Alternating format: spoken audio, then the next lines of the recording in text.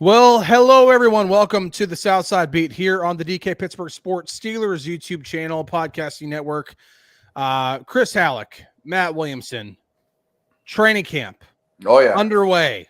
Matt, are you enjoying staying in the dorms and watching training camp every day? The short answer is yes. I'm honored to do it every season. However, those of you watching on YouTube are getting the full Williamson dorm experience. And Chris, I can't help myself, but my son is going to the University of Kentucky next year. And one of their claims of fame is we have like the best freshman dorms ever. It's honestly like 4 or 5 rooms that the 3 of them are sharing. And not only am I in this, cement box cell, there's one of these on every floor. And for 2 of the last 3 years, I've happened to get the absolute smallest one. So, I mean, like there's one bed. There's no way 2 people could live here during the college experience. And my audio quality is certainly diminished too. It just bounces off the walls like crazy. I'm doing everything possible to help, but hey, that's the experience, man. Listen. I think the one thing that DK and I have learned doing double shot, we've done it a number of different ways, is that while yes, you want to have the best audio and visual presentation possible, what people really, really want to hear is the actual substance, the actual stuff that we're seeing, that we're talking about. Which, by the way, value to pulling back the curtain and being like, "This is." Oh no, it's cool. I still have not seen inside the dorms until now. So lucky there you go. Yeah, I'm in my basement bar, which I need to hold on. Let me show you something. It was an anniversary present from my wife. It is literally like Field of Dreams. Oh wow! And so like I gotta hang that. Absolutely, I gotta hang that up at some point. So, but before we get into our actual like training camp takeaways, the good, the bad, the ugly, whatever else, need to hit on some news really, really quick. Not exactly Steelers related, but definitely Steelers important for Steelers fans. Yeah, relevant is a good term. Zach D here put it in the comments. McLaurin to the Steelers? ? He just requested out. Reports are that he has officially requested a trade from the Commanders, while McLaurin has absolutely no, like there's no headway whatsoever with his contract situation. So I'm sure Omar Khan has probably already made a phone call. Sure. Does he pick the phone back up and see, hey, any chances now that he's officially requested a trade that you're even entertaining the offer? And if so, what is it going to take to possibly get Terry McLaurin? I'm shocked Washington hasn't re-signed him. And with the status of their team and their young quarterback, I still have a hard time believing they would move on. But if that bridge is burned, and that happens in contract negotiations often, well, then you might not have another choice. Or maybe they want to trade him to a team and get a receiver back, and the Steelers wouldn't be the ideal team for that. Now, I definitely think when you start looking at the 31 teams Washington could trade him to, the Steelers are as likely as any in terms of receiver need. Yeah. But, and I love the player. I think he's coming off a really good year, but I also don't think that he's a top 10 guy. I think he's a top 15 guy. It's just funny because I was telling my wife while we were eating dinner, and my wife is not like hardcore into football and everything. Sure. So I literally explained it, and I literally described him as a top 15 receiver. Okay. He's been in the league for 6 years. He has had 1,000-yard seasons in 5 of them, and the one he didn't have 1,000 yards was his rookie year, and he had 919. So he's been wild quarterback play in the league until last year too. Right. And so he's been wildly productive, regardless of offensive coordinator, quarterback. I mean, the mess under Dan Snyder, that terrible, and still been wildly consistent and consistent and productive. And so really good football player. Yes. Phenomenal. And would immediately, I think, two questions, and then we can move on to actual training camp stuff. Yeah. I don't want to spend too much time, but it's definitely noteworthy. Because this is all hypothetical at this point. Do the Steelers become a Super Bowl contender if they trade for Terry McLaurin this season? I lean towards real close, and Mm-hmm. that's a little bit of a leap of faith at the quarterback and O-line. Yes, but more O-line at quarterback when you have that many weapons. Yes, but definitely a big mother may I step closer for sure. Right. Now, real quick. Yeah. He is in the same draft class as Metcalf. That was Deontay's class. Mm-hmm. But he's also a little bit of an older prospect coming out of Ohio State. So he might be a smidge older than you think. I think he's going to want a very similar contract to Metcalf. I mean, if I was his agent, I think that's a real good parallel. They're not the exact same player, but I don't love the age and dollars being exactly the same. I mean, you'd love to stagger things a little bit more, right? And, pay this guy this year, and then 2 years later, it's his turn, and then you draft one after that. Like, I don't love that in terms of team building. Mm-hmm. And you'd have to give up a pick. Now, the first round pick is 1,000 times off the table for me.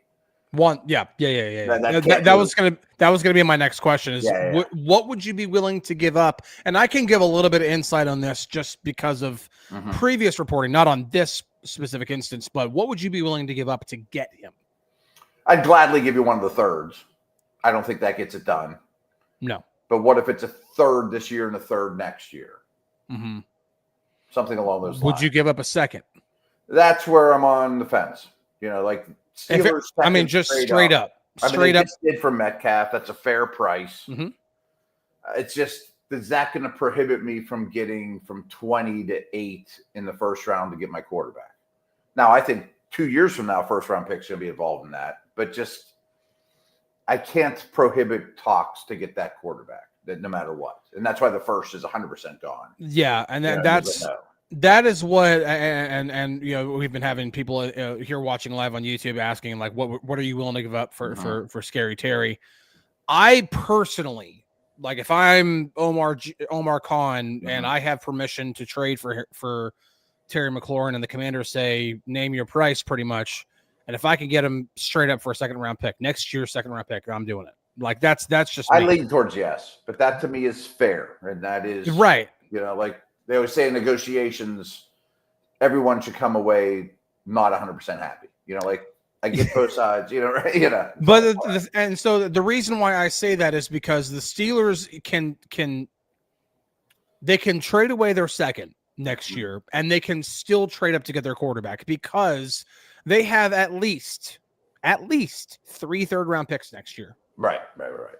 That is, that's gold. Yeah. To move up with where they'd have to move up, it requires a future first anyway.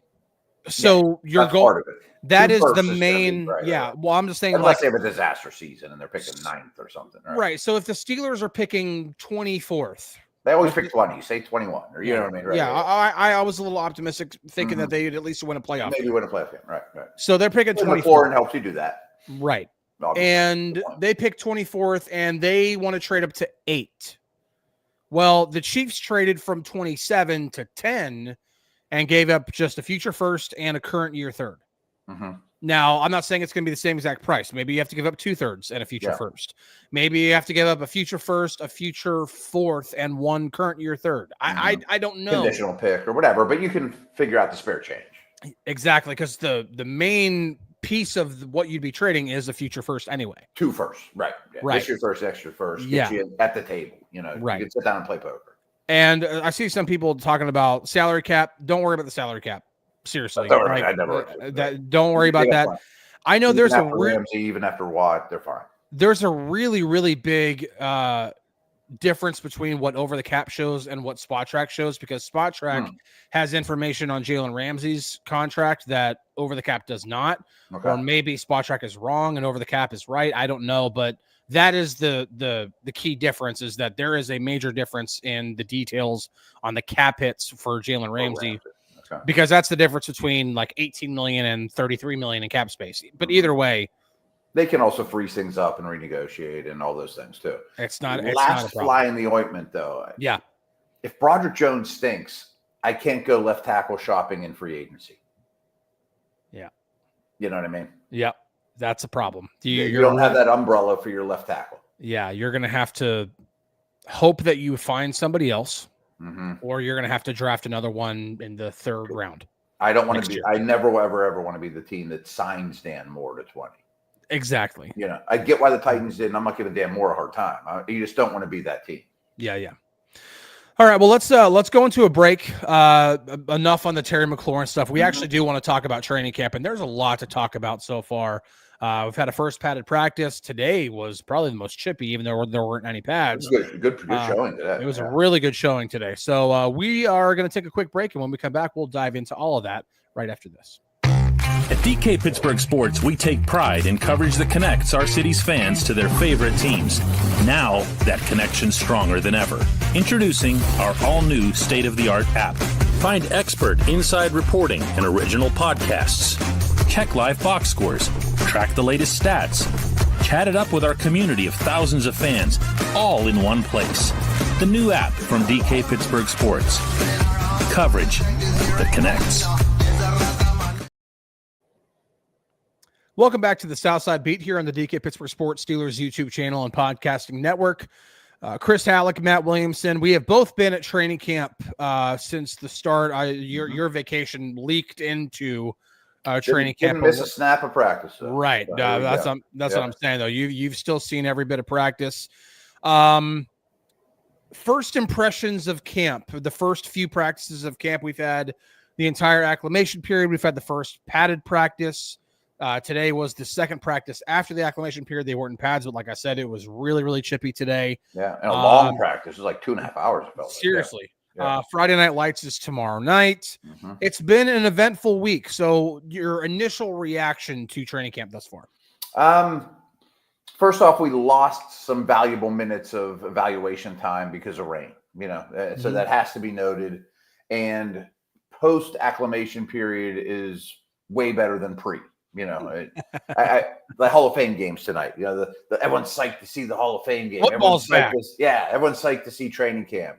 Well, it's not quite as good as you remember it to be, But anyway, until today, Thursday, that long non-padded practice, I thought it was defensive utter dominance, and to some degree even embarrassing the offense. And I recorded my podcast right before.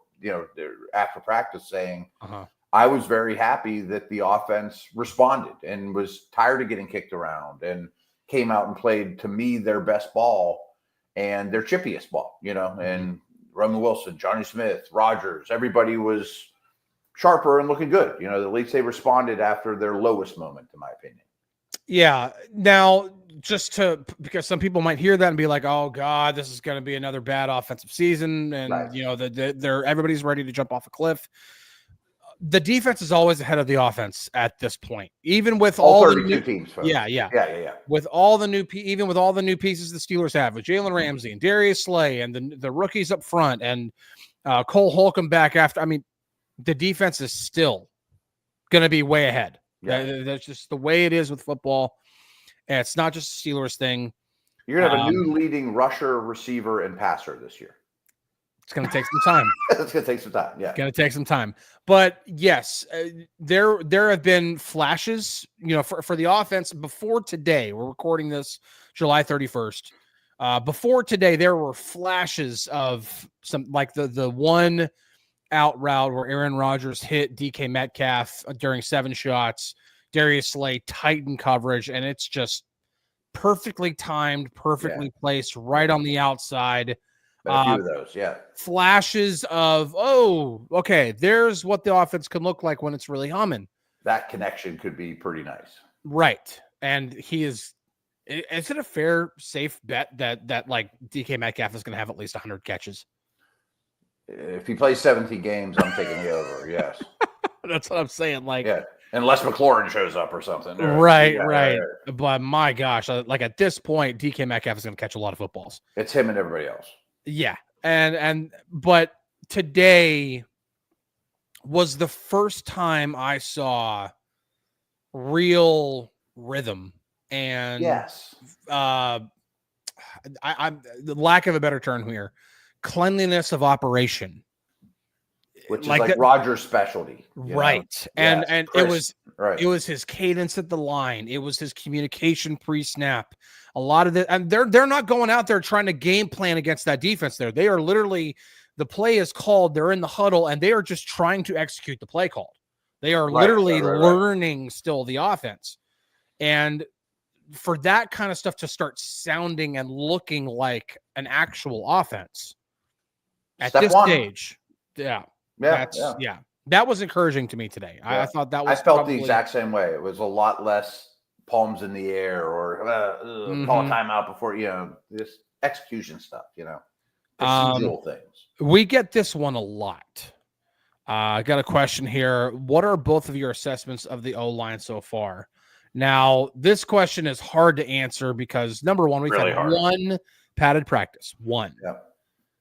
And it's just, when they're not practicing in pads, like O-line and D-line play is, take it with like a half a grain of salt. Yeah. Like I like watching individual drills to see how they move and are they coordinated, but they're not blocking anybody. Exactly. So it's hard to give a real answer on that. But run team period during the first padded practice was not great for the offensive line. The defensive line really, really dominated.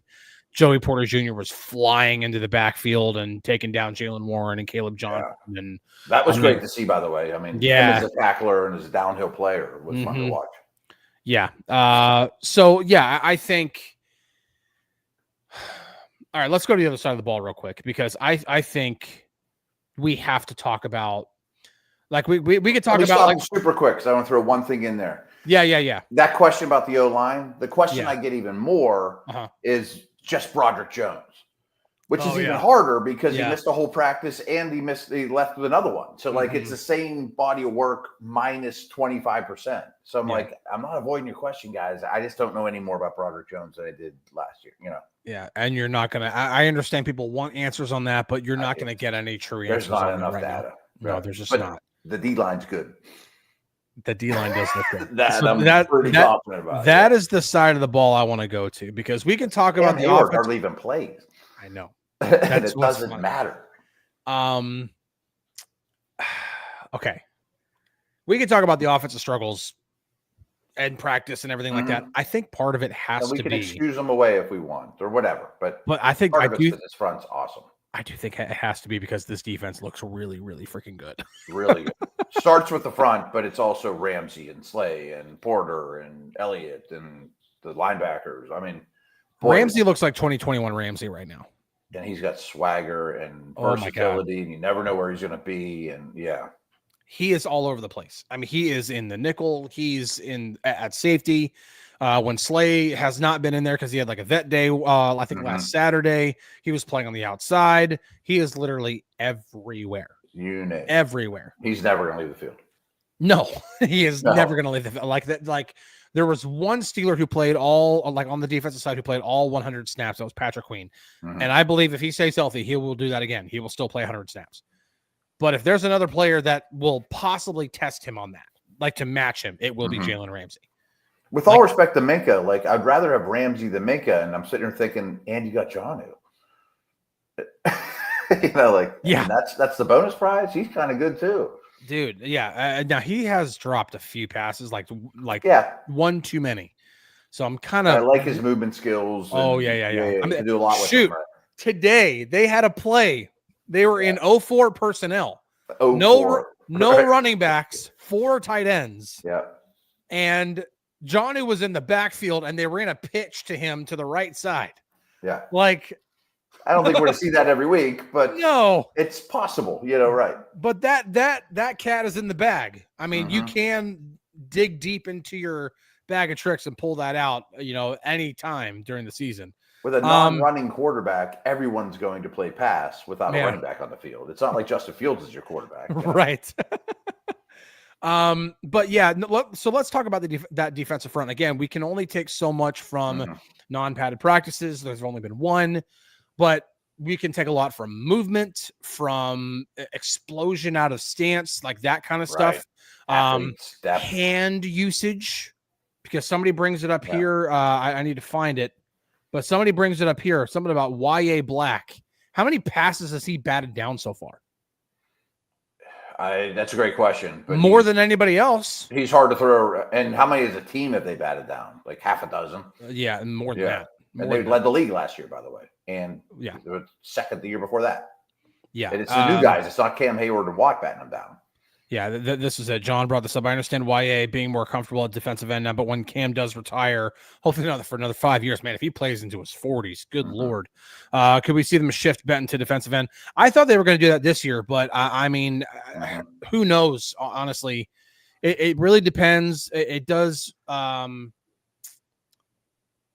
he just hasn't done it. Yeah. Like I didn't believe Carl Dunbar when he sat down with us after the draft. Like, oh, we're looking at him as a 3-4 defensive end. Like, sure you are, coach. Yeah.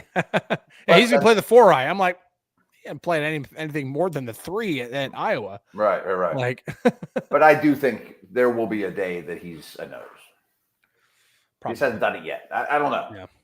I don't know. Maybe he's just too tall. Good point. Maybe that's just what they think. They're like, listen, we tried this. Like Tomlin, probably more than this. We tried this with Daniel McCullers back in the day, and it just didn't work. And we're not even going to try it again. He can't get his pads that low, whatever. But we put him at the 4-eye, and he can, plow through and just again. If he puts his hands in the air, his hands are 10 feet in the air.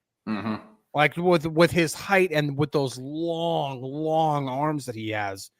Like the Legion of Boom always had like a Red Bryant play that role. He was like 6'5", 300 pounds, and they'd call him a defensive end, and they'd call it a 4-3. But that really wasn't what he did, Yeah.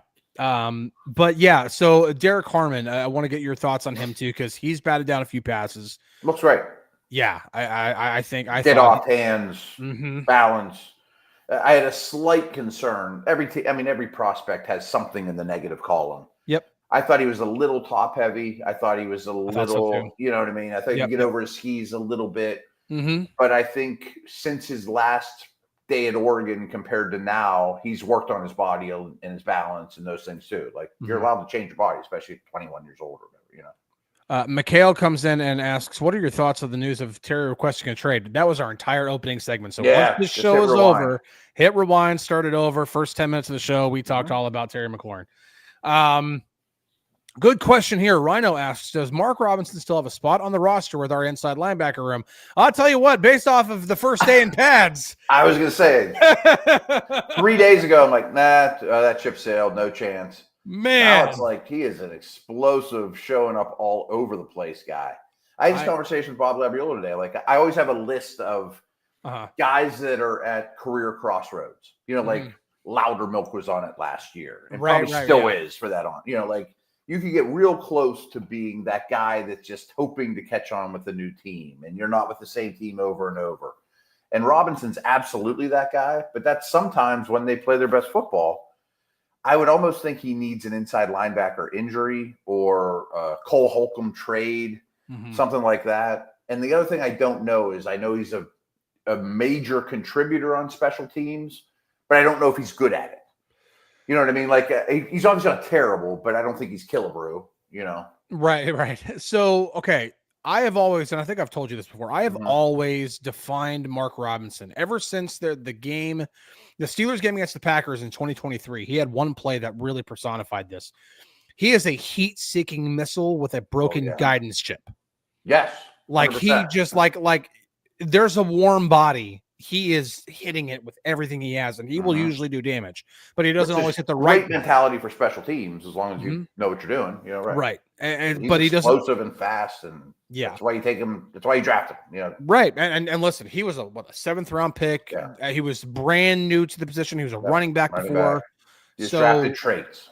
Yeah. And maybe he does turn into something. Maybe it did take until this year for him to finally figure it out so he can be a decent depth guy. I will say, though, I've seen more of Mark Robinson flying around than I have Carson Bruner. And to me, if you keep 5 linebackers, which I think they will, Mark Robinson has the upper hand right now. Harrison, Bruner, and Harrison's making the roster. Harrison's making the roster, but all 3 of them should be core special teamers. Yes. And I think there's only room for 2. I haven't paid a ton of attention to Bruner here, but I did watch a lot of Washington tape after they drafted him. I don't think he's a linebacker. I don't think he changes directions very well. I think he's only a special team. I think he's like a Matakevich. And that's hard to do because Robinson has at least put on tape like one game at least. And he has more experience. Yeah. Better athlete. Yeah. So I don't know. Really quick, let's get to a couple of your questions before we end this. Balo asks, says, I'm really excited for the DBs, but I fear that Beanie might not be making it. Could they trade him for anything of value? I do think that Beanie has a really, really hard time making the roster right now because you've got, so your top 3 corners are Porter, Slay, Ramsey, whatever order you want to put it. Right. Brandon Echols is having a great camp so far. He's making the team. He's your 4, no doubt. Right. Corey Trice is having a really good camp also, and he can play special teams. Now, Brandon Echols also can play special teams. Yes, Echols is an accomplished gunner. And so I'm like, that's 5. Now, you can keep 6. Pierre. But what does Pierre bring to the table that Beanie can't? Playing special teams. I'd say he is a core and a very good special team. Yes, Pierre is. Some people might like, James Pierre, because you're only thinking about what he does on defense. Right. And everybody might think, well, on special teams, he dropped that pass, against Washington. Stop it. He's a really, really good special teams player. Right. So maybe he's not a good pass catcher, but that's not what he's getting paid for. Right. But yeah, they've won too many corners. Yeah. And I do think at this point, where we sit right now, before the calendar even turns over to August, in just a few hours, Beanie has a hard time making the roster. Ramsey's barring an injury. Ramsey's your best slot corner. Echols is probably your second best slot corner. Yeah. And can you turn Beanie into a pick? Probably not. 7th? Yeah, maybe. Yeah. He had 4 picks last year. I mean, 4 or 5? 4, I think. That doesn't mean he can't end up with the practice squad either. Right. Another one. I get this name a lot. CJ brings up, how has Rock Taylor looked in camp? Chance of making the 53. Is he like some TikTok star that I don't know about, or some that the young kids love him? Because I don't know. That might be. I've been asked about this guy the second they sign him all the time. That is definitely the UDFA I've been asked most about. Now, he has made a couple of really nice catches on back shoulder throws. And of course, the first thing I think of at that point is, man, Rodgers likes to throw the back shoulder fade. And Rock Taylor has made a couple of catches doing that. And 2 catches more than DK Metcalf has. Right, okay, yeah. But I don't think he's a camp phenom that you just can't live without or anything. Let's just break this down. DK Metcalf on the roster. Calvin Austin on the roster. Roman Wilson on the roster. Ben Skoranek on the roster. Skoranek's been where he needs to be, too. I think Skoranek's been pretty good. Yeah, he has. As a wideout, Plus, he is their best special teams player, outside of Miles Killebrew. He's active on game day, for sure. Yeah. He's not just on the 53-man. He has a helmet every week. Yes. So that's 4.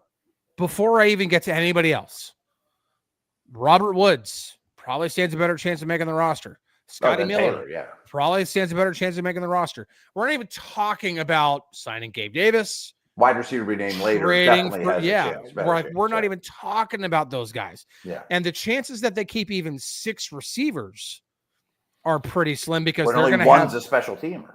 Right. Because only 4. I mean, 4 they're keeping 4 tight ends. They literally have personnel packages with 4 tight ends. Yes. They're keeping 4 tight ends. So yeah, I have a hard time seeing Rock Taylor, barring injuries. I will put that in because Skoranek did have a little bit of a scare today where he left and then he came back. But you Rock Taylor lovers, I want to put it this way. Yeah. This is what you should hope for. And that's true for anyone in this category. Has a nice camp, does some things in the preseason, catches 3 or 4 balls, passes waivers, ends up on the practice squad, and we're talking about him again in 365 days here. That's great. Okay. Get him to camp next year, I got 2 words for everybody here. Tyler Vaughns. That to me is like there is always a darling receiver during training camp or the preseason that gets everybody just wowed. And then they don't do anything else. Not even just for the Steelers. The Steelers cut them. They could go anywhere else, and all 31 teams say, nope, no thanks. Or maybe even one does say, let's bring him on. I can't remember who Tyler Vaughn is. He was a preseason darling one year. Hakeem Butler. Everybody was raving about Hakeem Butler. That was the Rock Taylor of that year. Yep. And he could barely make it in the other football league. Right. So Rock better work on special teams too. Yeah. Like if he could be an awesome gunner or something like that, okay, Yeah. Or just get to camp next year and that's a win. Yep. Really final one here because I did want to touch on this guy. John says, I was looking at Juan Thornhill's combine the other day, and I had no idea he was that good of an athlete. He's an arguably better athlete than Minkah. Could he be a better fit at free safety for us? I don't know about necessarily the fit because the defense is going to be different than we've seen the past couple of years. We are going to see more man coverage. We are going to see more blitzing. But I did want to bring up Juan Thornhill because that dude looks like a player. Not just, hey, he's going to be this guy that just do your job. No. He's looking like a dude right now. Mm-hmm. He had a weird year last year. He didn't have a great year last year, but there's a lot of traits there. I don't want to compare him to Minkah. I mean, but I think he could be your free safety, yes. And I think he's a great athlete, to your point. He's not Minkah, but right. He's not Minkah, but go back to his tape with the Chiefs. Yeah. He had 8 picks in 4 years with the Chiefs. Like this isn't a guy who was like some sort of scrub that the Steelers just happened to pick up. No, right. Like a year ago, they signed Elliott and it was a steal. Seriously. This year, I think they're going to look at Thornhill and be like, it was a steal. And I think that's part of the reason Omar's like, I'm not giving a safety $20 million because I can steal them in free agency almost every year, Jim says he has a chip on his shoulder after Cleveland. Dude, he had a chip on his shoulder today against Jonnu Smith. Oh, they were battling. They were battling hard. I mean, so first, for those who didn't get a chance to watch, and this is like the last thing, we'll end on this. Mm-hmm. It was good. Juan Thornhill and Jonnu Smith go up against each other in one-on-ones. Like it's literally receiver tight ends running a route. Defensive back just has to cover him. That's all it is. Jonnu goes down the sideline. Ball's thrown up there. Jonnu goes up and gets it, makes a catch. Great catch. Really good coverage. Still made the great catch. Jonnu gets up, takes the ball, and throws it at Thornhill's feet. And Thornhill just unglued. Helmets come flying off. They start literally fighting. And of all people, Jalen Ramsey is the one who gets in the middle and breaks it up. Then a few reps later, Tomlin puts him out there again. And this time, Thornhill's like pressed up like a corner, like pressed up against Jonnu. They are, at the release, he is just jamming the crap out of Jonnu. And Jonnu down the field, by the way. It was definitely a penalty. Yeah, but fun. Oh, it was fun. And it was really, but so anyway, so Juan wins that rep. And then he picks up the football with all the defensive backs celebrating around him. He picks up the football, runs over to Jonnu, takes the ball, and just emphatically just puts it in his chest, and then he just runs off. Dude, these dudes they signed all have tooed. It's no way is that an accident. No way. They all have something to prove, and they all have an edge. Yep. Russell asks, how's Rodgers looking? We did talk about the offense and everything. So as soon as this video ends, go back to the beginning. We talked about Terry McLaurin. We talked about Aaron Rodgers. We talked about the offense. Today was a good day for Rodgers. It was a good day for Rodgers. Probably the best day in terms of efficiency and comfort, and process and operation and everything. So, Damian says the malicious intent is back, and I love it. Yeah, this defense is by design. Yeah, they have a lot of guys who have and see Zarkin Food says, give it to me straight. How bad is the offense looking? Guy, we not only did we talk about it, but guys, don't stop. Don't jump off a cliff, man. Yeah. Offense is always behind the defense. Always. Hit rewind. Yeah. Always behind the defense. Anyway, we are going to go. We got still so much to do, but we do have a later day tomorrow, Friday Night Lights. But we'll be back next week. We will hit up on more of the stuff that we were seeing at training camp. Who knows? Maybe by next week, Terry McLaurin will be a Steeler. Who knows by this point? But either way, we will catch you guys on the flippity flip. We'll see you later.